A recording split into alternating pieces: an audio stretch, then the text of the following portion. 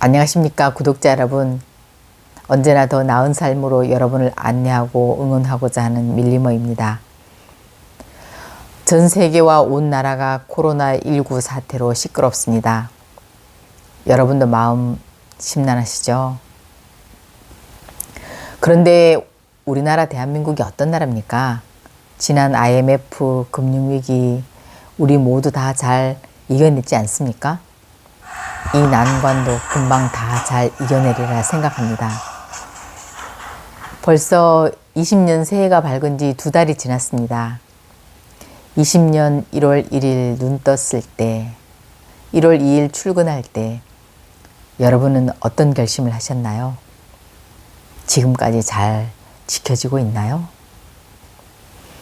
저는 작년 19년 열심히 달린 데 대한 포상휴가 겸 올 한 해 잘 달리기 위해 멀리 스페인 바르셀로나 충전여행 다녀왔습니다. 오늘은 그 여행과 관련한 저의 주관적 느낌, 생각을 여러분과 공유해 볼까 합니다. 사실 바르셀로나에 대해서 아는 것이라고는 FC 축구, 천재 건축가 가우디, 올라 그라시아스라는 말 2마디 뿐인데 선물로 이 여행을 준비했다는 딸을 믿고 공부 하나 없이 그냥 이끌려서 훌쩍 떠났습니다. 여러분은 여행이란 단어 들으면 어떠세요? 막 설렌다고요? 그렇죠. 저도 캐리어 끌고 인천공항으로 갈 때 막 설렙니다. 그럼 여행이나 여행지를 정하는 기준은 뭐예요? 날씨? 경치? 아니면 치안 상태? 친구 추천요. 사람마다 관심사가 다 다를 텐데요. 저는 사실 경치에 큰 감동이나 관심, 흥미 그런 게 별로 없어요. 관광지는 우리가 주로 절, 폭포, 산, 바다, 성당 이런 게 많잖아요. 처음 볼 때는 와 싶긴 한데 다 보고 집에 오면은 막 헷갈려서 어디가 어딘지 잘 모르겠어요. 저 같은 경우엔 주로 선진국, 대도시 또는 수도를 선택하는데요. 어떤 낯선 나라에 가면은 이 사람들은 뭘 입나? 뭘 먹나? 어떻게 하고 다니지? 저건 뭐지? 왜 저렇지? 대화라도 할 수 있는 경우에는 그들이 습관, 생각 이런 걸 물어보기도 하고요. 우리랑 뭐가 같은지, 비슷한지, 다른지. 그러니까 저는 그 사회나 사람에 대해서 호기심이 많아요. 이번에 저는 한 15년 만에 12시간이 넘는 긴 비행을 해봤습니다. 이제 젊지가 않아서 가기 전부터 혹시 이코노미 신드롬이라도 생길까 봐 걱정했는데 다행히 영화 몇 편 보고 밥 2번 먹고 간식 1번 먹으니까 12시간 40분이 훌떡 지나서 바르셀로나 엘프라트 공항에 도착하더라고요. 우리나라는 그때 겨울이라 엄청 추웠지만 바르셀로나는 한 15도 정도 전후로 얇은 파카 하나 정도 입으면 되는 아주 쾌적한 날씨였습니다. 거기 있는 동안에 개인 여행도 하고 그룹 투어도 했는데요. 일주일 동안 머물면서 우리와 비슷한 점, 차이점, 또 내 느낌의 이상한 점 이런 것들을 관찰하는 게 재미있었습니다. 저는 바르셀로나 중심이라고 할 수 있는 카탈루냐 광장 근처에 호텔 3군데를 옮겨봤는데요. 호텔의 위치, 입구 문의 모양, 프론트 책상의 디자인이나 재질, 그 사람들의 서비스 태도, 호텔 안의 인테리어 이런 걸 비교하면서 보는 것도 재밌더라고요. 여기 호텔의 특이점은 화장실 그중에 변기였어요. 혹시 여러분 유럽 스타일 변기 보셨나요? 이렇게 생겼어요. 금방 보면은 작은 게 수도 같지만 수도가 아니고 비데입니다. 제 생각에는 요즘 편리한 비데가 왜 이런 게 지속될까요? 어떤 장점이 있지? 그 호기심에 한번 사용해 봤어요. 아, 근데 저는 장점은 발견 못했어요.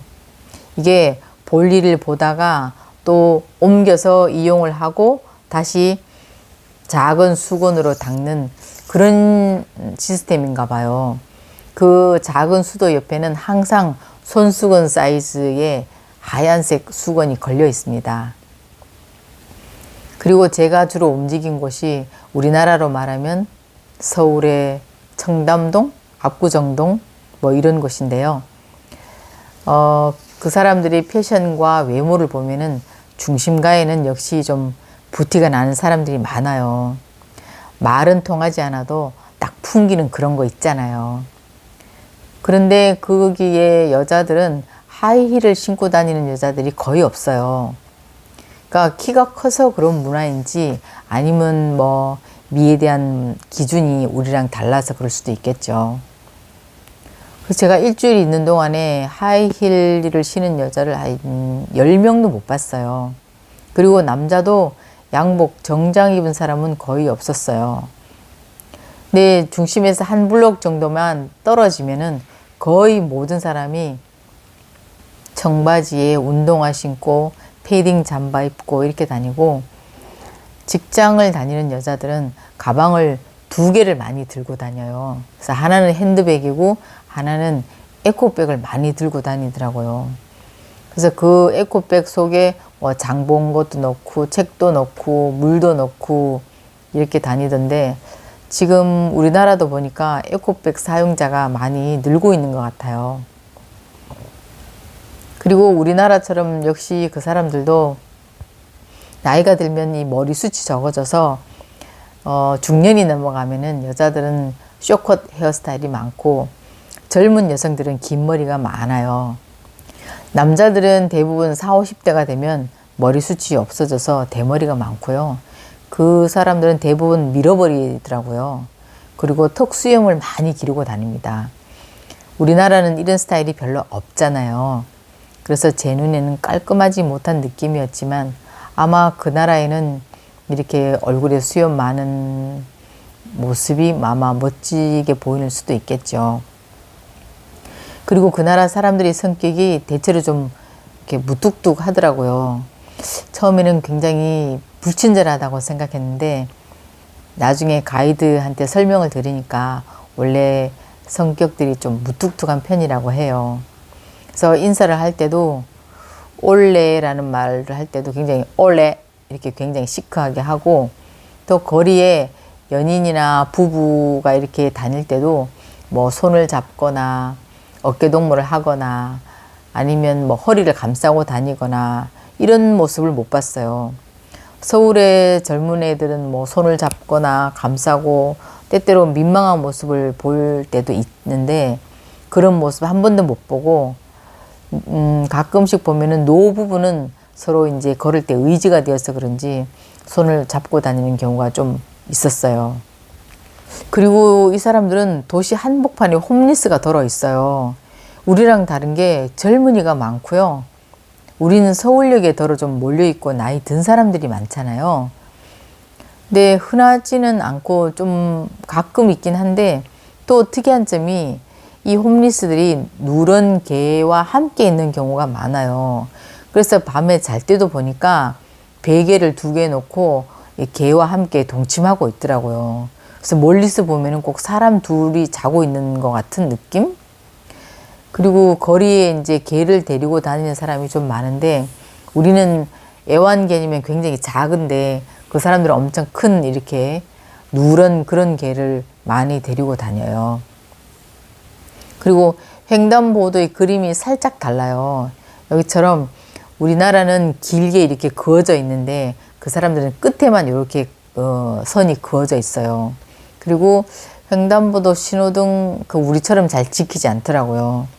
뉴요커처럼 그냥 사람이 우선이고요. 그냥 잘 안 지키고 다니는 사람들이 많더라고요. 여기는 음식이 무지하게 짜더라고요. 메뉴판에 그림이 없어서 샐러드를 시키려고 했는데 찾기가 어려웠어요.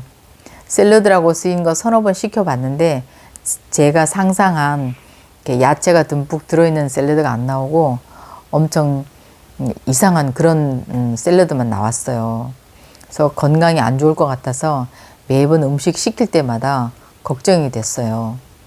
어떤 경우에는 음식을 다 하고 소금을 위에다가 뿌리는지 소금이 막 씹히는 경우도 있었어요. 지하철은 우리보다 좀 오래된 듯한 우리나라 1호선 정도의 느낌인데 조명이 좀 어둡고 벽 내부는 좀 낡고, 그런데 여긴 지하철을 타러 들어갈 때만 찍고 나올 때는 그냥 나옵니다. 그러다가 이제 가끔 무임승차 적발을 위해서 예고 없이 출구에 여러 사람이 서서 표를 검사할 때도 있어요.